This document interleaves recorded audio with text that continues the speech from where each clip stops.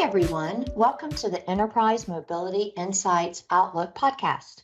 I'm Gina Daniel Lee, Vice President of Strategic Alliances and Partnerships here at Stratix. This is the second in a new podcast format that we are calling a season. These sessions will be focused on the biggest challenges facing enterprise customers today, ranging from changing customer expectations to navigating the new normal of remote work and the expansion of mobile devices across more and more business workflows. Today, we will be chatting about how the rapid growth in the use of mobile devices is changing how we need to address IT security challenges. The expansion of mobile devices is driving agility, productivity, and a great user experience. But there are new issues to overcome now too. Not only is there more technology to manage, but mobile devices are also a favorite target for hackers who try to use them as points of entry to get at sensitive corporate data and business systems. So what can we do about it? Today, I have three really great guests joining me to help us peel back the onion and gain some understanding on how we may be able to make our environments more secure. Joining me is Kevin Jenkins, Vice President of Americas End User Computing with VMware, and also with VMware, Chris Reed, Director of EUC Technical Strategies. We also have Matt Haraney joining us, who is Head of EMM Services for Stratix and our internal guru for all things security related. Hi, guys. Welcome to the podcast. Thank you. Hey, Gina. How are you? Good. I'm happy to have you guys here today. Why don't we kick it off by having you introduce yourselves and tell us a little bit about your roles. And Kevin, I'll start with you. Sure. Thank you, Gina. So Kevin Jenkins, I lead the Americas organization for VMware, focused on our end user computing solutions. So we work with public sector, private sector organizations of every shape and size, helping them address this hybrid work world and the growing mobility space that we're all living through together. Prior to coming to VMware, just a little fun fact, I worked at AT&T running their globals business in the West, and I was in charge of the relationship between AT&T and Apple when the iPhone was launched. So a front row seat to the mobile revolution, so to speak. So thanks for having me, Gina. I bet that was fun. Hey, Chris, why don't you jump in? So, hello, my name is Christopher Reed. I'm a Director of Technical Strategy for VMware for our customers in VMware, and been here at VMware for about 7 years in this role. Worked in this part of the industry for close to 22 years now, and really to be talking to you guys today. So thank you. Great. And last but not least, Matt.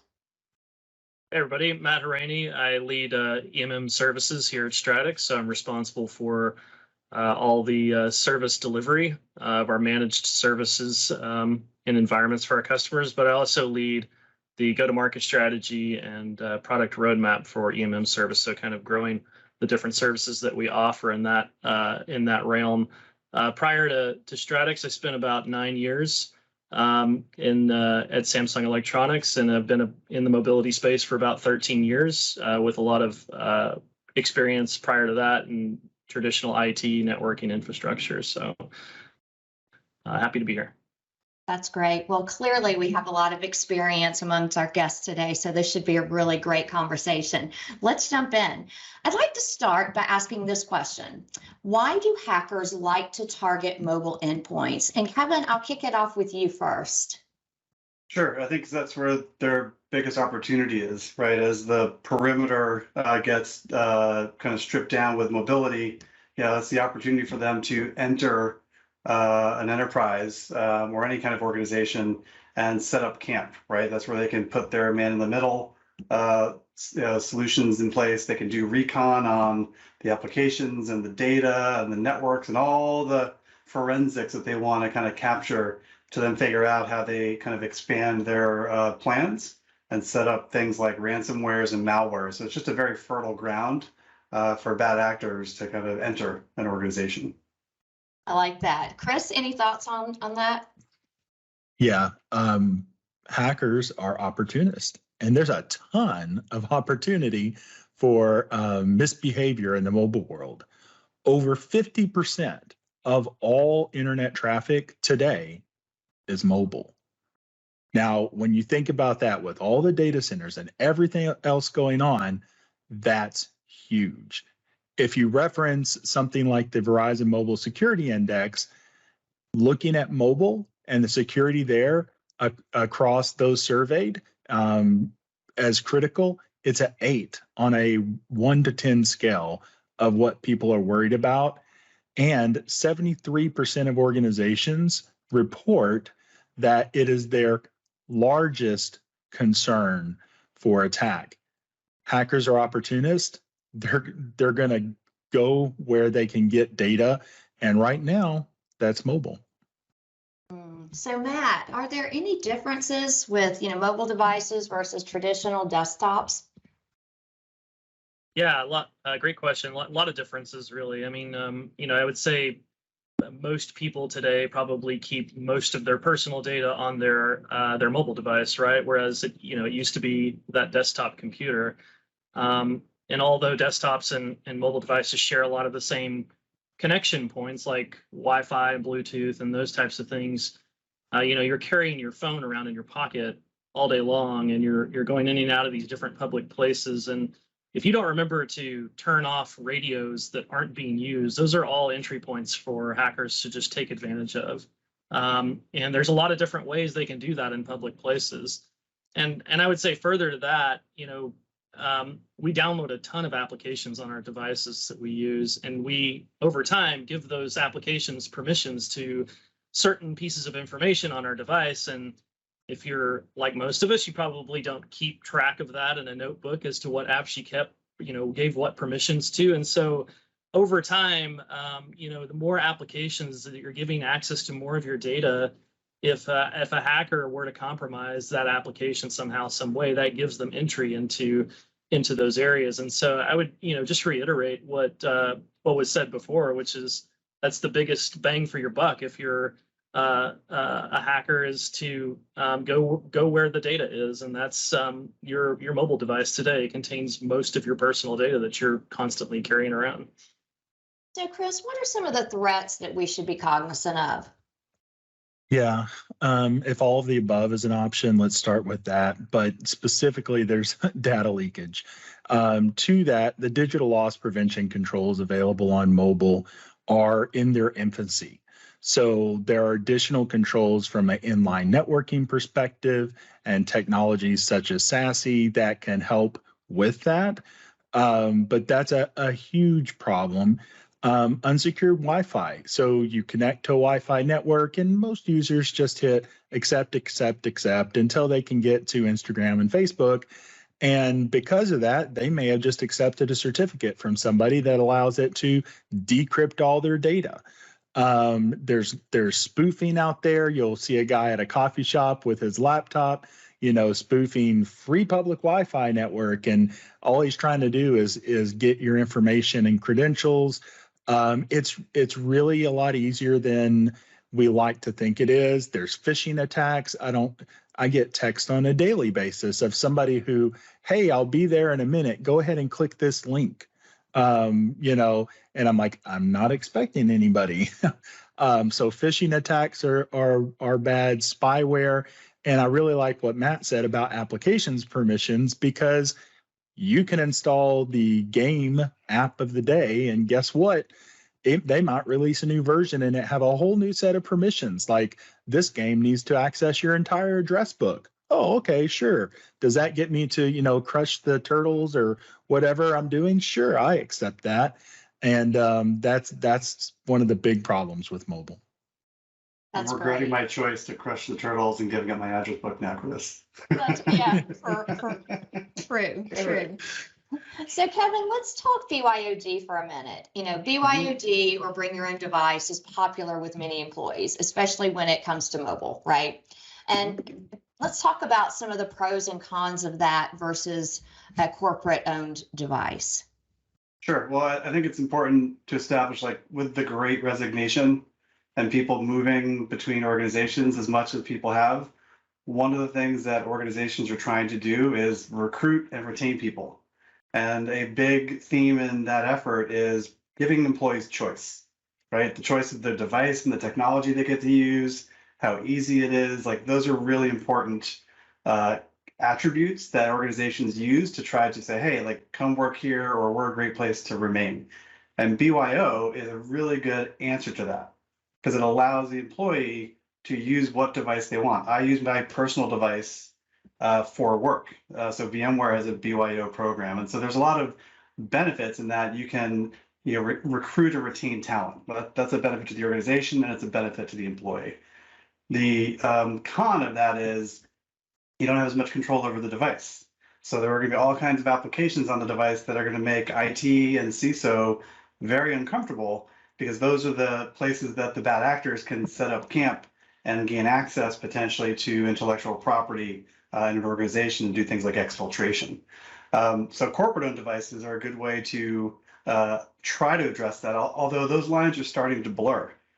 We're seeing organizations offer corporate devices and say you can do whatever you want on them, and there's going to be this container that has the business applications that we want you to use to get your job done. So, it's the pros and cons are almost kind of like interchanging. And the last point I make related to all of this is, most of the workforce is becoming deskless. So this BYO corporate kind of shift is going very aggressively toward everybody's going to be mobile.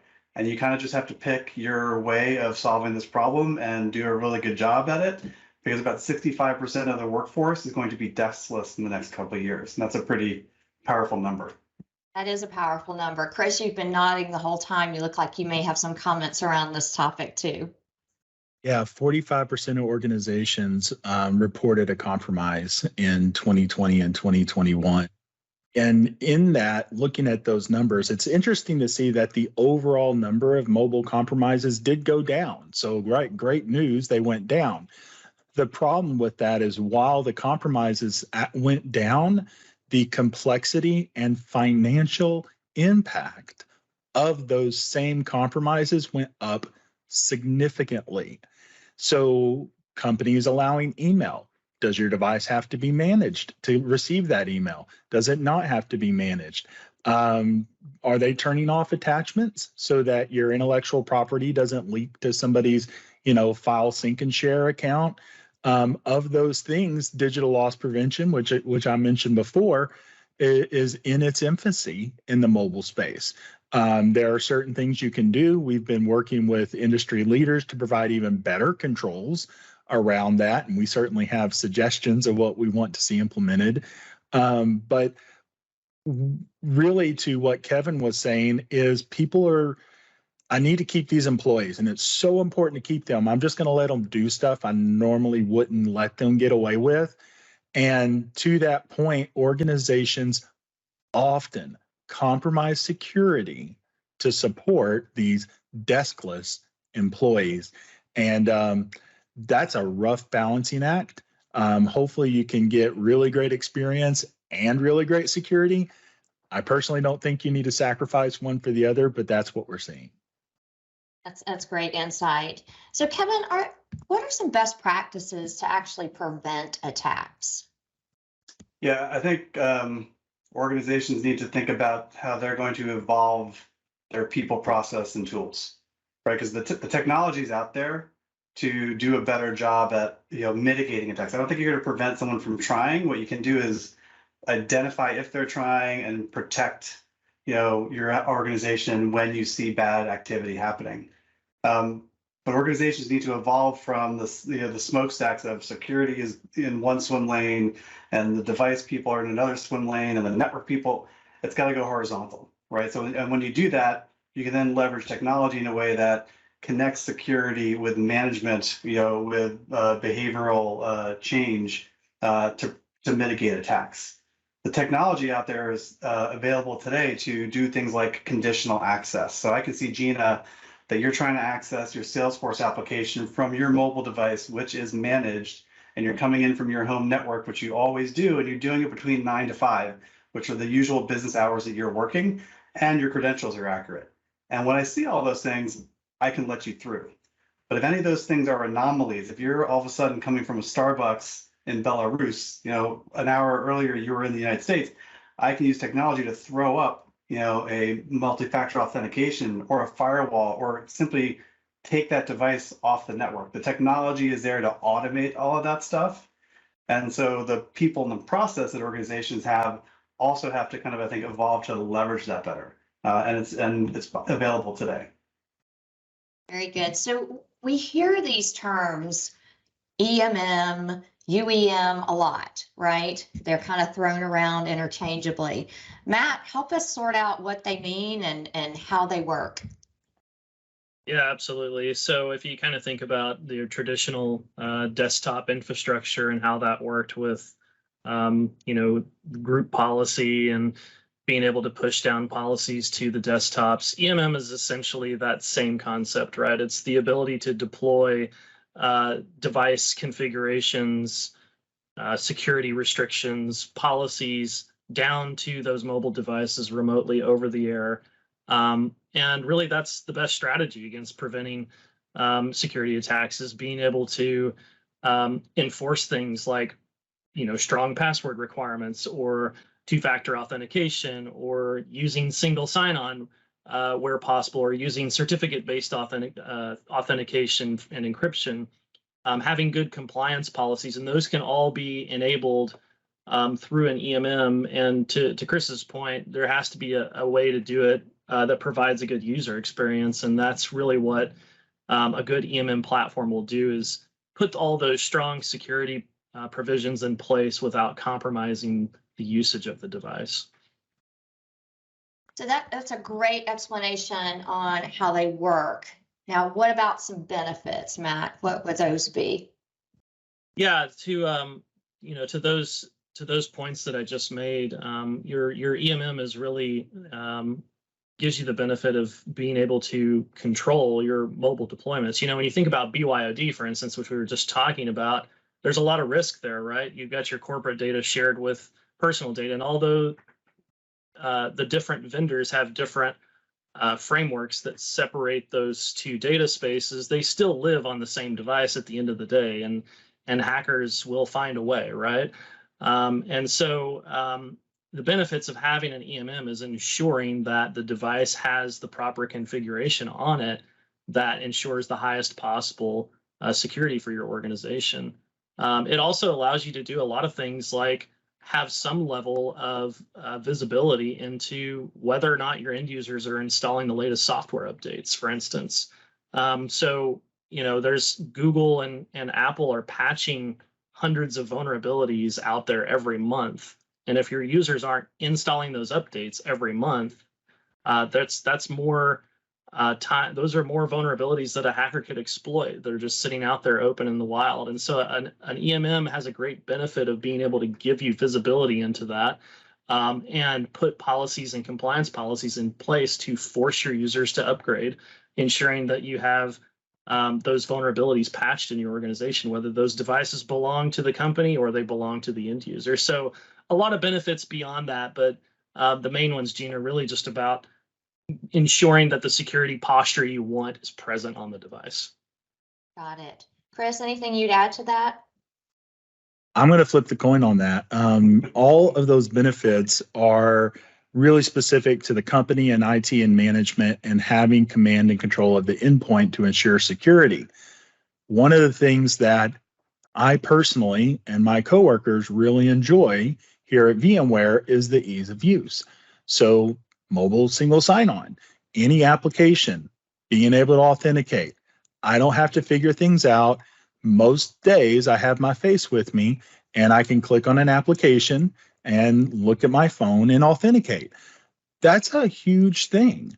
And sometimes we forget how great that is, or self-service applications. So the two sides of this coin are all the benefits to technology and what we can control, but then making such a great user experience that you don't feel compelled to participate in some draconian management hierarchy. Instead, you enroll because it makes your life easier. And because of that, you can simply get to what you want to. I like to encourage people that you log in with your credentials and you get your stuff. And if you can do that for your end users and allow self-service, the notification framework, the collaboration that goes with that, it's really a great experience. And I think folks not embracing that are missing out. I agree. So this next question, I'm going to be really interested to hear from all three of you, because I think this is an important one. I'll start with Matt and then go to Chris and Kevin. But anything that we should specifically look for in a UEM platform? Yeah, I mean, there's a lot to look for.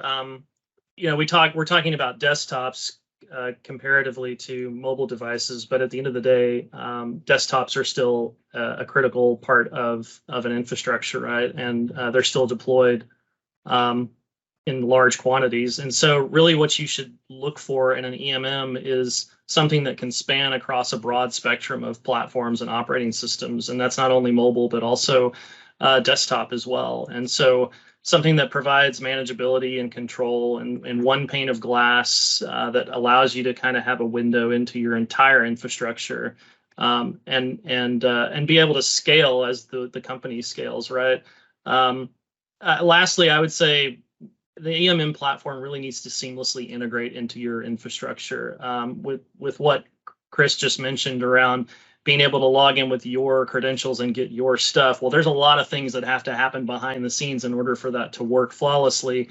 And so if a UEM or EMM doesn't integrate properly with your infrastructure, a lot of those things you can't take advantage of. Great. So- Kevin, thoughts on that? If you're going to Chris. Or Chris? Okay, I'll jump in. So here's my thoughts. When choosing a UEM platform, Matt eloquently put it, it's unified endpoint management. So managing all your endpoints. One of the things I would look for, and I would listen for cues in the people you're working with, is are they simply trying to manage your devices? Or are they trying to create a holistic user experience across the proliferation of devices that exist in the corporate world? I think it's important that we make that distinction. Am I trying to manage an iPhone? Am I trying to manage a Windows desktop? Or am I trying to manage Chris Reed's experience? And I think key to choosing this is, well, okay, so it checks these boxes, it manages these things, but I would also look at the soft side of the benefits of what is the experience across all those? Does it work seamlessly? Really, if I'm looking at any of these, pretty much everything manages devices. The key is how does it deliver the user side of it? And I know that reflects a little bit on my last response. I just think it's really important. Yeah, and I'll just kind of complement what Matt and Chris said with, I think one of the biggest yields for doing unified endpoint management is that you can then start to apply automation, right? You can you can simplify your operations, you can improve the velocity of how you solve problems. You need the ability to ingest, this security information that we're talking about, whether it's like mobile threat defense or critical vulnerabilities, knowing that something's happening in your population and being able to remediate that leveraging automation by the unified endpoint management platform that's tapped into all those devices is one of the big reasons why you want to go down that road, right? Because you can just take so much, you can gain so much efficiency out of that. And that's, with today's workforce, IT is struggling just as bad as sales and marketing and the other groups at retaining people. And so simplifying those tasks, right, through an automated platform that covers most of your device estate is a huge benefit. Very good. So as we're rounding out our conversation today, Chris and Kevin, I'm going to ask you to look into your crystal ball for me, if you will, and tell me what you see in the market and for the future in security. So we can't do enough fast enough. There is absolutely no way people are going to be able to respond to the incredible, number of threats that are happening today. It's simply impossible in and of ourselves. When I look at the future, I see AI, I see machine learning informing people and individuals of what's important to look at. Maybe not at least at this point, making the decisions of, well, I'm going to do this, that, or the other, but at least take a handful of your security threat hunter people and enable them to understand what's important versus, oh, look, I just got 4 million lines of logs today. Which of those lines is important? We're never going to get there from here. So if I'm looking at the future near term, it's the addition of AI and ML. If I look at the future long term, I think that becomes the basis for automated management and the ability to let the system make some really good decisions around security. That has its own downfalls, and there's a whole human to machine trust vector to overcome. But I think that's closing in on us much more quickly than we anticipate. And we're going to see it in the next 5 to 6 years. So when I look at the future, it's incredibly bright. But as we get more advanced at protecting, the hackers get more advanced at attacking. It's going to be our AI versus their AI long term. And who knows what dystopian future that puts in your mind when you talk about it. But I do see that as a future, not just on the security side, but also the operations side. And personally, I think it's great. It's going to put us in a really great place to create new experiences on the next thing in the future, which is an incredible proliferation of new device types and ability to interact with technology that we haven't even seen today. That's coming in our lifetime, and we're going to see a lot of things that maybe we didn't even imagine. Yeah, so Chris answered with part of my answer, so I'm going to try to maybe talk about it in a kind of different context, which is, the evolution to autonomous workspaces, right? Because what I think is important that Chris talked about earlier is, hey, you want that experience on any mobile device or AR, VR class or desktop or laptop to be really good. And security should never get in the way of that. And organizations cannot sacrifice security because of just the growing proliferation of threats.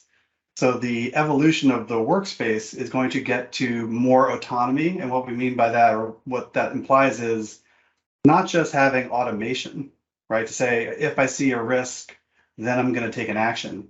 Autonomous means if anything deviates from what I want that workspace to be on that particular device, take the corrective action, get it back to that desired state, no matter what. Right. And it's kind of like it's the equivalent of going from having cruise control in your car, which keeps you at it's automated, it keeps you at the speed you're going at, to having a self-driving car, which gets you from point A to point B. Your workspace should always be in a certain desired state, and everything else around it should be kind of dealt with using AI capabilities. So that's what's coming our way. I love that. Very insightful, guys. Great conversation. Thank you. As you know, we always end our podcasts with a series of rapid fire questions. So I'm hoping you're ready. Fire away. All right, Chris, I'm going to start with you. If you could live in any period in history, when would it be? Right now. I'm a technology enthusiast. I love all the things we're doing. We're going to be on Mars soon. I mean, as a race, I think that's great. VMware has not signed me up for the Mars division yet, so I'm a little disappointed. But right now, there's just so many things. People are healthier than they've ever been. Life expectancy is up. And while the world has its problems, it's still a pretty great place to be. I think your name probably just got put in that Mars division hat. So Matt, what vegetable do you like the most? We'll get a little personal here. That's a funny question. So I'll give you a weird one. My favorite vegetables, and I guess you could call it a vegetable, I hope it's a vegetable, would be eggplant. My grandmother, she had a huge garden for years and years, and I'm talking like almost an acre of just garden everywhere where she lived. And we always used to walk through the garden, pick out fresh vegetables. And but she made a lot of different meals with eggplant. And so that's probably my favorite I love It's that. a I don't think- little obscure, but Yeah, you don't hear that one too often. That's a good one. And finally, Kevin, who's the most famous person you've ever danced with? I've had the privilege to dance with a Supreme, Diana Ross. Wow. And I did not dance supremely, but I did get to do a slow dance to Heat Waves, Always and Forever. I remember the song. I was friends with her daughters in high school, and I got invited to her daughter Tracy's Sweet 16. And there was about 10 of us, and it was in the evening, and there was a dance floor, and the song came on. And I thought, you know what? This is a moment that matters. Like, I'm going to take advantage of this opportunity. And I asked her, and she said yes. And I didn't step on her toes, so I consider that a victory. That is a victory. Wow, what a great story. Too bad it wasn't during the times of cell phones and there could have been a video of that, right? Absolutely. Just you have to believe me.